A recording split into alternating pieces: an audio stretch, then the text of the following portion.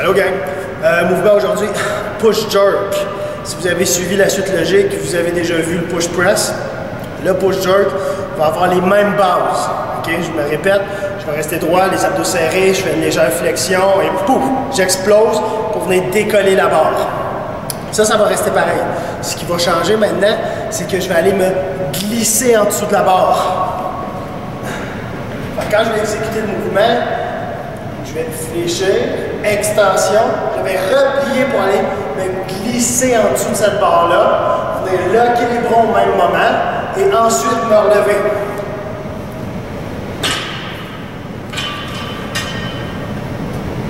Toujours bien droit, je fixe en avant, largeur des mains, juste extérieur des épaules. Good.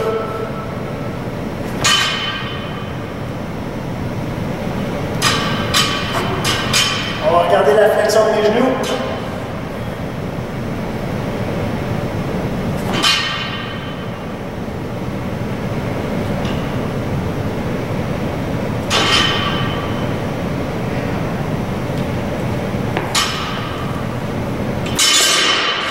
Comme on a remarqué sur le push jerk, je vais vraiment finir mon extension et je vais replier en dessous.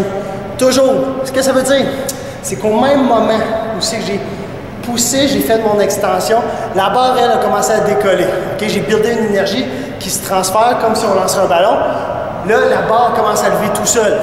Au même moment, je me pousse en fléchissant les jambes et les hanches pour venir me glisser en dessous.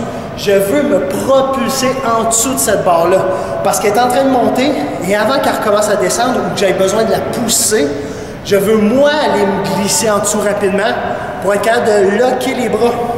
À ce moment-là, quand mon bras est locké, ça veut dire coude bien droit et l'épaule bien appuyée et contractée, on ne relâche pas, ben là, si je réussis à arriver à ce point-là, clic, avant qu'elle retombe, ben rendu là, ça va être tout le reste du corps qui va pouvoir la remonter.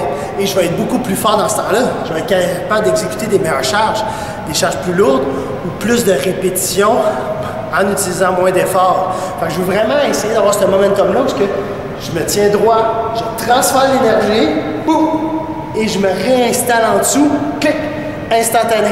Fait que ça demande beaucoup de force, mais aussi beaucoup de rapidité. Il faut une bonne coordination pour être capable d'être arrivé rapidement en dessous.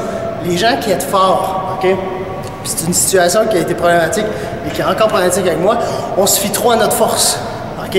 On va décoller la barre puis on va finir en la poussant vers le haut plus que se pousser vers le bas. Il faut vraiment se servir du poids de la barre pour se propulser en dessous, se pousser en dessous au lieu d'essayer de la pousser vers le haut. Elle est déjà en train de monter. Glissez-vous en dessous. Et locker et contracter le plus possible. Les abdos tout serrés, on fixe toujours notre poids en avant droit et on lock, les épaules on contracte, on lock les coudes, on n'a pas peur de vraiment venir fixer ça dans du béton parce qu'on ne veut pas qu'il y ait un lousse, un momentum où c'est que la barre pourrait nous retomber ou une petite faiblesse qui fait en sorte que je vais essayer de la retenir avec les épaules plus que de l'avoir locké, de transférer toute la charge sur mon corps. Fait qu'ayez pas peur de pratiquer, tester en dessous. Servez-vous du jerk box. Ça peut être un bon moment pour vous servir de la fameuse boîte pour pratiquer les jerks. Puis, ayez pas peur. Okay? Ça va vous arriver aussi d'un snatch ou tous les mouvements où on apporte quelque chose au-dessus de la tête. On a peur. C'est normal.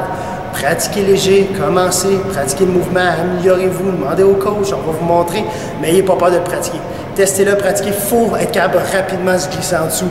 Okay? Les cas où c'est que quelqu'un se la cogne sur la tête sont affreusement rares. C'est fou comment c'est rare. Okay? Vous avez plus de chances à vous blesser, à aller skier ou quoi que ce soit d'autre que d'essayer de pratiquer des jerks. Fait que pratiquez, gang.